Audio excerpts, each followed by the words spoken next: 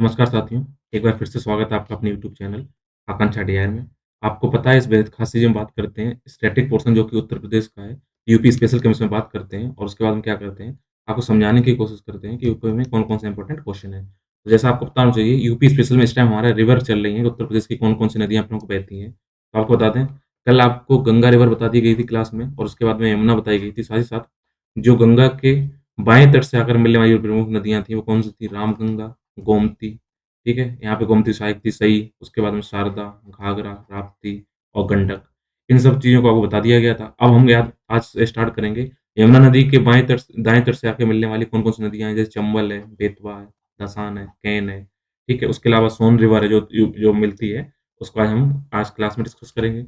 आपको एक बार रिवीजन करा दें, सबसे पहले हमने गंगा नदी के बारे में जाना, फिर यमुना नदी के बारे में जाना, उसके बाद हम रामगंगा पे गए, रामगंगा के बाद में गोमती, गोमती के बाद में घाघरा, घाघरा के बाद में शारदा जिसको काली नदी के नाम से जाना जाता है। फिर हमने बात की राप्ती नदी के बारे में, फिर उसके बाद हम गए गंडक नदी के बारे में और अब हम बात करेंगे चंबल नदी के बारे में, जो कि क्या है, यमुना के दाएँ किनारे से आकर मिलती है। तो आपको बता दें आज जो क्लास होने वाली है, वो किसके ऊपर होने वाली है, वो चंबल नदी के ऊपर होने वाली है। तो आप देखिएगा चंबल नदी का सबसे पहले आप लोकेशन देख लीजिएगा। ये चंबल नदी है जो उत्तर प्रदेश में आकर किससे मिल रही है, यमुना नदी से मिल रही है। इस जगह पे आकर किस जगह से मिल रही है, उसके बारे में जानेंगे। तो आप डालिए हेडिंग चंबल नदी और इसके बारे में आप नोट करिए। तो चंबल नदी का उद्गम स्थल अगर बात की जाए, तो उद्गम स्थल इनका कहाँ पर होता है? चंबल नदी का उद्गम होता है मध्य प्रदेश के मऊ। मऊ के समीप कौन सी है? बिंद पर्वतमाला का जो जनापाव पहाड़ी है, तो वहाँ पर क्या होता है, इनका उद्गम होता है, ध्यान रखिएगा। तो चंबल नदी का उद्गम कहाँ पे होता है? जनापाव पहाड़ी, जो किस-किस है पर्वतमाला? विंध्य श्रेणी की पर्वतमाला है। ये किस जिले के अंतर्गत है? मऊ, और मऊ कहाँ पे है? मध्य प्रदेश के अंदर, ठीक है? ये हो गया उद्गम स्थल। अगर इसमें देखें प्रमुख क्षेत्र कहाँ से बहकर बहती है, तो मध्य प्रदेश में धार, उज्जैन, रतलाम, मंदसौर जनपद तथा मुरैना जनपद की उत्तरी सीमा होते हुए राजस्थान के कोटा, बूंदी और धौलपुर जनपद से होती है। कहाँ में एंट्री करती है? उत्तर प्रदेश में एंट्री करती है। इस बात का आप ध्यान रखिएगा। अगर हम देखें इसकी लंबाई, तो इसकी कुल लंबाई 966 किलोमीटर है और ये अववाद क्षेत्र इसका जो है, वो 1,43,227 वर्ग किलोमीटर क्षेत्र में ये अववाद क्षेत्र होता है। इसका अंत उत्तर प्रदेश का जो इटावा जिला है, वहाँ की यमुना नदी में होता है, इसका अंत होता है।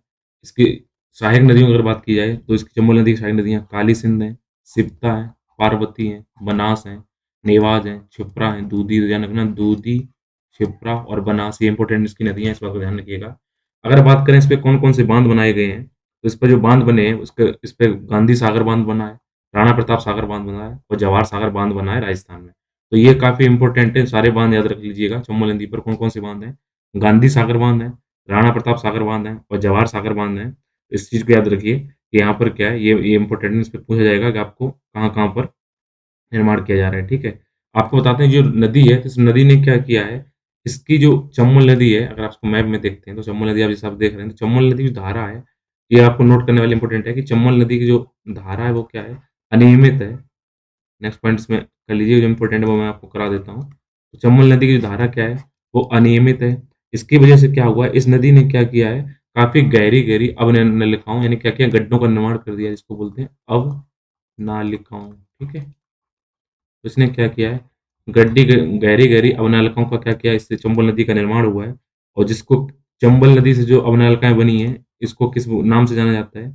इसको बीहड़ के नाम से जाना जाता है। अगर आपने पान सिंह तोमर मूवी देखी हो तो उसमें बोला था, बागी तो बीहड़ में रहते हैं। ये वही चंबल नदी की बात ये कर रहे थे, ठीक है? तो इसमें ये नोट कर लीजिएगा, चंबल नदी की अनियमित धारा ने नदी के निकटवर्ती क्षेत्रों में चंबल नदी की चंबल नदी की अनियमित धारा ने निकटवर्ती क्षेत्रों में काफ़ी गहरी अवनालिकाओं का निर्माण किया है, जो कि चंबल में बीहड़ के नाम से जाने जाते हैं। ठीक है? ये इसमें इम्पोर्टेंट ध्यान रखिएगा। चंबल नदी कहाँ मिलती है? औरैया और उसके इटावा के पास आकर किसमें मिल जाती है? यमुना नदी के पास मिल जाती है। तो हम अगली नदी की बात करेंगे। आप ध्यान रखिएगा, आज जो हम नदियों की बात कर रहे हैं, वो सारी नदियाँ कहाँ से आ रही हैं?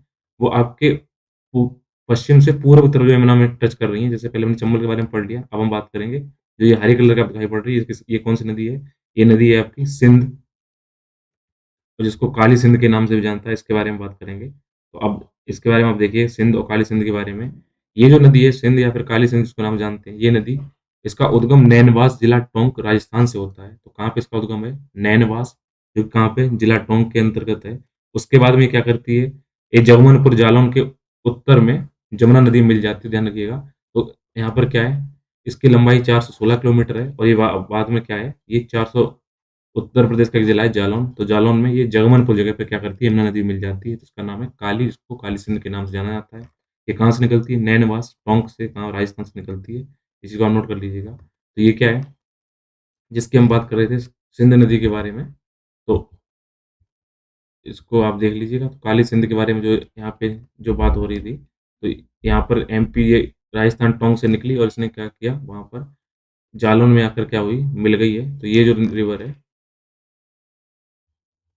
सॉरी, ठीक है। तो यहाँ पे जालौन में ये जो रिवर मिली है, ये पीछे राजस्थान से आ रही है, तो वहाँ से आते हैं मध्य प्रदेश वहाँ के कहाँ मिल जाती है, जालौन में उत्तर प्रदेश के किस जगह पर नाम मिल जाती है, इसका नाम है जगमनपुर, ठीक है। जहाँ पे ये मिल रही है वो कौन सी जगह मिल रही है, जगमनपुर पे जाके ये मिल जाती है, इस बात को ध्यान रखिएगा, ठीक है।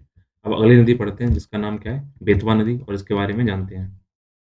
यदि हम बेतवा नदी की बात करते हैं, तो सबसे पहले अगर आप मैप में देखिएगा, तो बेतवा नदी जो आपको दिखाई पड़ रही है, आपको ग्रीन कलर में जो मैंने बना रखी है, तो पीछे यहाँ से आ रही है और इधर से आके क्या है, ये कानपुर नगर के आस-पास क्या होती है, यमुना मिलती है और इसकी एक प्रमुख सहायक नदी क्या है, धासन भी है, ठीक है। तो अब इनके बारे में जानते हैं। तो बेतवा नदी के बारे में आप नोट करिए कि बेतवा नदी का जो उद्गम होता है, बेसिकली कहाँ से निकलती है? ये निकलती है कुमरा गाँव, ठीक है। और कुमरा गाँव कहाँ पर स्थित है? ये विंध्य पर्वतमाला के समीप है, जो कि मध्य प्रदेश का रायसेन जनपद है, वहाँ का है कुमरा गाँव, और कुमरा गाँव के समीप से ये निकलती है कौन सी, बेतवा नदी, ठीक है। ये बेसिकली भोपाल, विदिशा, गुना, टीकमगढ़, मध्य प्रदेश के, और उत्तर प्रदेश में अगर बात की जाए तो ललितपुर, झांसी और हमीरपुर में ये बहती है। इसकी टोटल लंबाई 480 किलोमीटर है। अफवाह क्षेत्र इसका 45,580 वर्ग किलोमीटर है और इसका अंत कहाँ होता है, हमीरपुर के समीप, जो यमुना नदी उसमें समीप हो जाता है। इसकी सहायक नदियों में बीना भी इंपॉर्टेंट नदी, इस बात ध्यान रखिएगा, बीना और दसान है, दसान के बारे में हम पढ़ेंगे।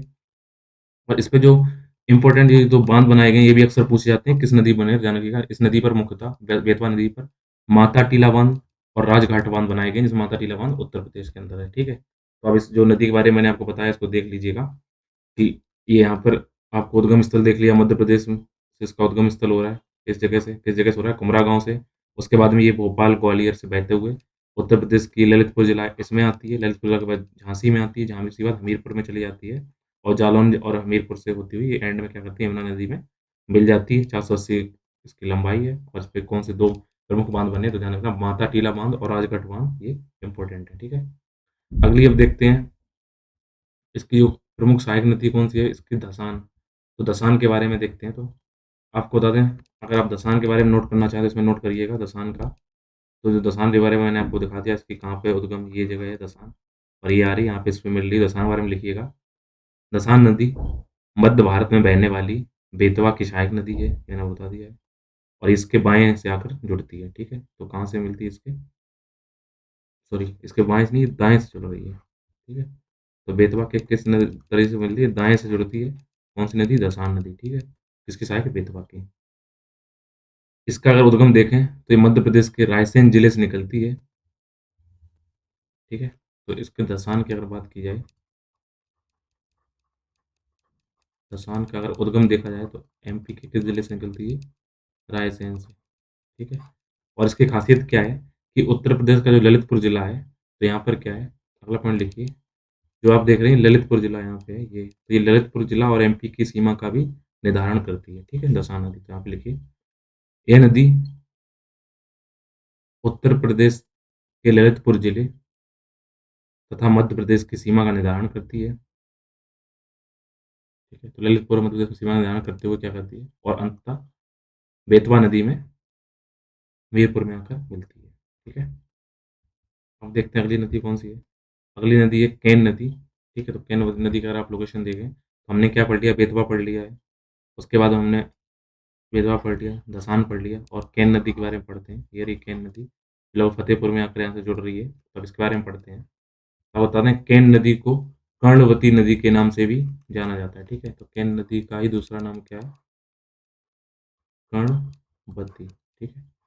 तो केन नदी का दूसरा नाम क्या है, कर्णवती। तो आप इसमें लिखिए, उद्गम स्थल इसका कहाँ होता है, इसका उद्गम स्थल जो कैमूर की पहाड़ियाँ हैं, कौन से जिले में, सतना जिले में, तो मध्य प्रदेश में होता है। तो इसका उद्गम सतना जनपद, जो कि मध्य प्रदेश का हिस्सा है, इसके कैमूर पहाड़ियों से होता है। ये प्रमुख कहाँ से बहती है, ये मध्य प्रदेश तथा दक्षिणी उत्तर प्रदेश में बहती है। तो दक्षिणी उत्तर प्रदेश में जहाँ से बहती है तो आप बता दें, तो उस जगह कहाँ से होती है? बुंदेलखंड से, ठीक है?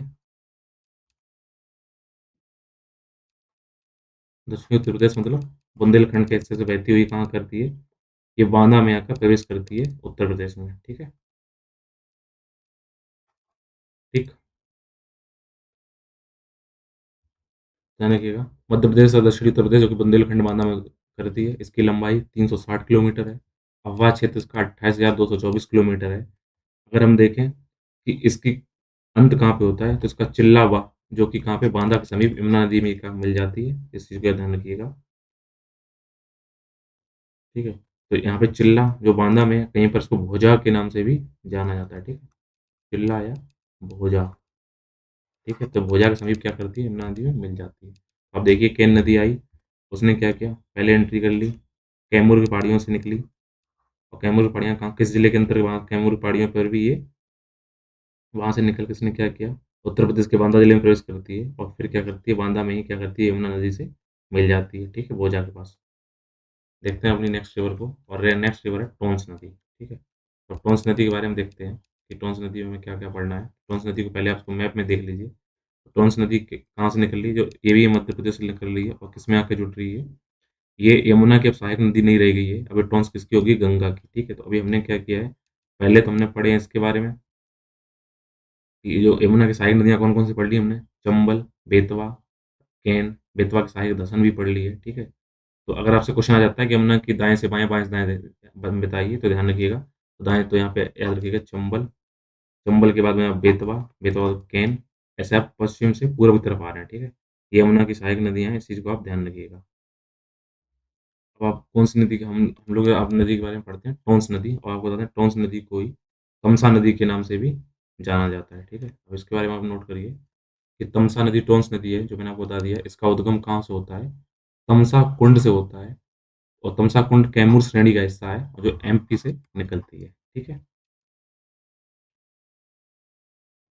तो आप ध्यान रखिए तमसा कुंड जो है, तो तमसा कुंड जिस जगह पे है उसका नाम है मैहर, ठीक? तो इसका उद्गम स्थल मैहर के समीप तमसा कुंड से मैहर के समीप तमसा कुंड से होता है, जो कि कैमूर श्रेणी का हिस्सा है और एमपी में होता है, ठीक है? इस प्रमुख प्रदेश जहाँ से होकर ये बहती है, एक तो मध्य प्रदेश से बहती है ऊपर, दक्षिणी उत्तर प्रदेश से होकर बहती है और इसकी कुल लंबाई 265 किलोमीटर है। सहायक इसकी प्रमुख बेलन है, इसको याद रखिएगा, बेलन नदी इंपॉर्टेंट है। और इसका अंत सिरसा जो कि प्रयागराज में है, तो गंगा में इसका अंत हो जाता है टोंस नदी का, ठीक है? तो इस चीज़ का ध्यान रखिएगा, अगर आप इसको मैप में चेक करते हैं, तो मैप में देख लीजिएगा, तो ये कहाँ से निकल रही है? यहाँ से निकली है, मैहर के समीप जो तमसा कुंड है, वहाँ से निकल कर और किसमें? प्रयागराज में जाकर गंगा नदी मिल जाती है। इसकी मिलने वाली प्रमुख नदी कौन-सी है? उसको भी नाम याद रखिएगा, तमसा की प्रमुख नदी है जिसको टोंस नदी बोलते हैं, बेलन। तो बेलन किसकी सहायक है? टोंस नदी की सहायक है, इस बात को याद याद रखिएगा, ठीक है? देखते हैं नेक्स्ट नेक्स्ट रिवर और नेक्स्ट है सोन और सोन काफ़ी इम्पोर्टेंट है, इस बात को आप ध्यान रखिएगा। तो सोन को पहले आप देखिए कहाँ से निकल रही है, तो सोन लगभग एमपी के पैरेलल्स होती हुई थोड़ा आती है कहाँ पर? उत्तर प्रदेश में और उत्तर प्रदेश के बाद कहाँ चली जाती है ये? बिहार में। बिहार में जाके ये क्या मिलती है? गंगा नदी से मिलती है क्योंकि इसका कुछ हिस्सा क्या है उत्तर प्रदेश में से ही निकलता है, लगभग सोनभद्र इलाके से यहाँ से निकलता है। तो इसलिए इम्पोर्टेंट हो जाती है पढ़ने के लिए। तो अगर हम सोन नदी के बारे में नोट करें तो इसमें इम्पोर्टेंट क्या है? इसका उद्गम कहाँ से होता है? सोनभद्र जनपद की अमरकंटक की पहाड़ियों से होता है, ठीक है? और अगर हम देखें अमरकंटक की पहाड़ियों में भी कहाँ से होता है, वो जगह का नाम है शेषाकुंड, ठीक है? शेषाकुंड, ठीक है? यहाँ पे लिखिएगा। सोन नदी का उद्गम शेषाकुंड अमरकंटक की पहाड़ियों में सोनभद्र जनपद में होता है। प्रमुख क्षेत्र कहाँ से बहती है? ये मध्य प्रदेश के सीधी और रीवा जनपद से बहती है। फिर बिहार के पालामऊ, औरंगाबाद, भोजपुर जनपद में बहती है और उत्तर प्रदेश का कौन-सा जिला है? सोनभद्र है। और आपको बता दें इसकी लंबाई 784 किलोमीटर है, अफवाह क्षेत्र इसका 71,259 किलोमीटर है। इसका अंत कहाँ से होता है? उत्तर प्रदेश में मिर्ज़ापुर के दक्षिणी भाग से होती हुई पटना के पूर्वी गंगा में जाकर क्या मिल जाती पूर्वी गंगा में जाकर मिल जाती है कहाँ पर? पटना में इसका मिल होता है, गंगा में मिलन। इसकी सहायक नदियाँ महानदी है, बांस है, गोफ्त है, रिहंद है, काकरी है, उत्तरी कोयल है, कहार है। उस पे देखें सोन नदी के प्रमुख बांध कौन से बनाए गए हैं? तो डेयरी में सिंचाई के लिए इसमें बस इसकी सहायक नदी बनाई गई है।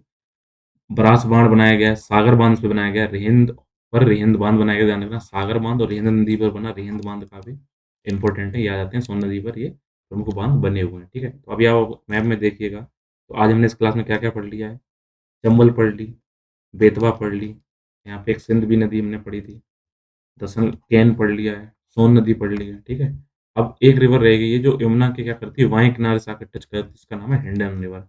ये क्वेश्चन आ भी चुका है क्या हिंडन रिवर उत्तर प्रदेश में बहती है, तो ये जो हिंडन रिवर ये है, इसके बारे में बात की जा रही है, तो हिंडन रिवर को अगर हम इसके बारे में पढ़ें, तो हिंडन रिवर का उद्गम स्थल देखें, तो जो शिवालय आपको बताना चाहिए जो अपना हमारा जो पर्वतीय क्षेत्र जहाँ से खत्म होता है, वहाँ से जब मैदानी क्षेत्र स्टार्ट हो जाता है, वो क्या है? शिवालिक श्रेणियाँ हैं। तो शिवालिक श्रेणी में क्या होता है, वहाँ से हिंडन रिवर निकलती है और वहाँ से आकर कहाँ चली जाती है? नीचे से आपको उत्तराखंड उत्तराखंड से होती हुई कहाँ आ जाती है? यूपी में आती है। यूपी में किसकी सहायक बनती है ये? यमुना की सहायक नदी बनती है। इस बात को आप देखिएगा। तो ये ऊपरी नदी क्या करती है, शिवालिक से निकलती है और शिवालिक से निकलने के बाद में क्या करती है, गंगा व यमुना नदियों के बीच में से ये आती है, ठीक है? तो देखिएगा, ये गंगा और यमुना अगर आप इसको नोट कर पा रहे होंगे, तो ये यमुना में तो मिलती ज़रूर है, लेकिन एक तरफ यमुना है, एक तरफ गंगा है, उनके बीच से सहारनपुर ज़िले में एंट्री करती है, ठीक है? तो यहाँ पर देखिए इसका उद्गम स्थल ऊपरी शिवालिक श्रेणी से होता है। उसके बाद में इसकी टोटल लंबाई 400 किलोमीटर है और इसका अंत होता है मोमनाथल, जो क्या है? गौतम बुद्ध नगर, जिसको नया जिला बना उसमें होता है, आपको बता दें। उसमें आने से पहले अगर देखें उत्तर प्रदेश के किन-किन जिलों में आकर बहती है, ये बहती है सहारनपुर, सहारनपुर से क्या करती है एंट्री करती है तो यूपी के अंदर। सहारनपुर के बाद में आती है शामली, शामली के बाद में आती है मुज़फ्फरनगर, ठीक है? और मुज़फ्फरनगर के बाद में आती है ये मेरठ, मेरठ के बाद में बागपत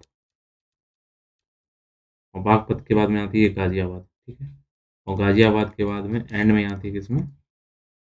जीवी नगर यानी गौतम बुद्ध नगर में आकर ही क्या कर जाती है इसमें मिल जाती है, ठीक है? तो देख लीजिए कौन-कौन से जिले थे मैंने आपके इस नोट कराए वहाँ से ये बह रही है कि नहीं बह रही है।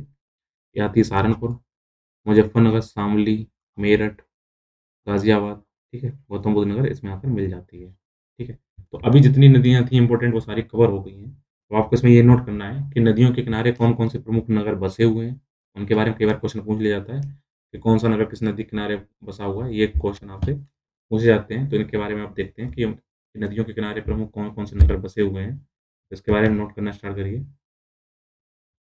तो प्रमुख नगर कौन-कौन से हैं? तो यहाँ पर जो प्रमुख नगर हैं, तो जो सबसे पहले नोट करिए यमुना नदी के किनारे कौन से नगर बसे हुए हैं? तो यमुना की नदी मथुरा, वृंदावन, आगरा, इटावा, कालपी, कौशाम्बी और हमीरपुर, ठीक है? ये जो प्रमुख जो नगर हैं, इस पे क्या हुए हैं, ये बसे हुए हैं, तो आप इस बात को ध्यान रखिएगा। कौन-कौन से नगर हैं, मैंने आपको बता दिया। मथुरा, वृंदावन, आगरा, इटावा, कालपी, कौशाम्बी, हमीरपुर। तो कभी हो सकता है आपको मथुरा या फिर आगरा के बारे में ये क्वेश्चन पूछ सकते हैं, ठीक है?